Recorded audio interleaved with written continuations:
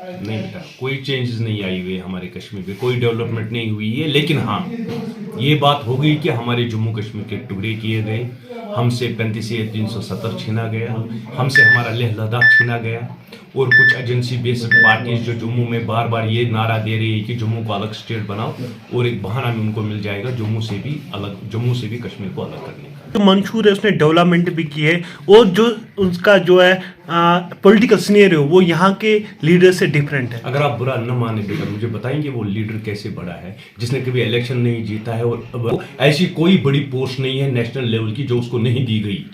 समझ गए मेरी बात? और उसने उसके साथ धोखा किया। जो अपनी पार्टी का नहीं हो सका तो जम्मू कश्मीर के लोगों का क्या होगा?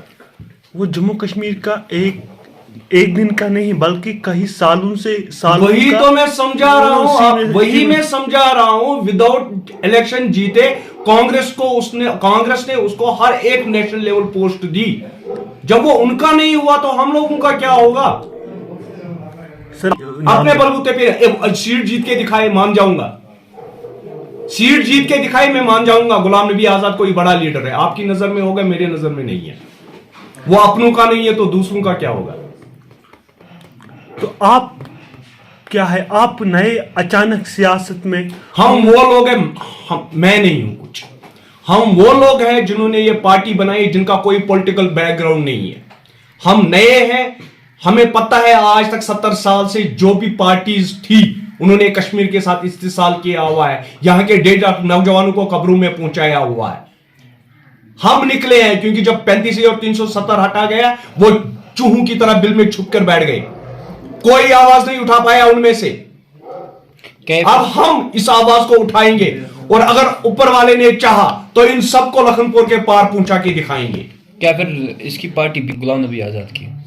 ये तो हर एक को पता है। जो बीजेपी की बी पार्टी है, अल्ताफ बुखारी की अपनी पार्टी, उसने क्लियरली कहा है बीजेपी स्पॉन्सर्ड पार्टी है इसकी। मेरे कहने की तो जरूरत ही नहीं पड़ी। क्यों इन पार्टियों के साथ आज भी लोग, कुछ दिन पहले बीजेपी हिंदुत्व का एजेंडा लेकर चली है। हाँ, हमारी जो कंट्री है इंडिया, वो डेमोक्रेटिक कंट्री है। यहां पर आपने देखा होगा जब बीजेपी ने हिंदू मुस्लिम के झगड़े फसाद उठाए तो उस टाइम सबसे ज्यादा हिंदुओं ने बीजेपी का साथ दिया।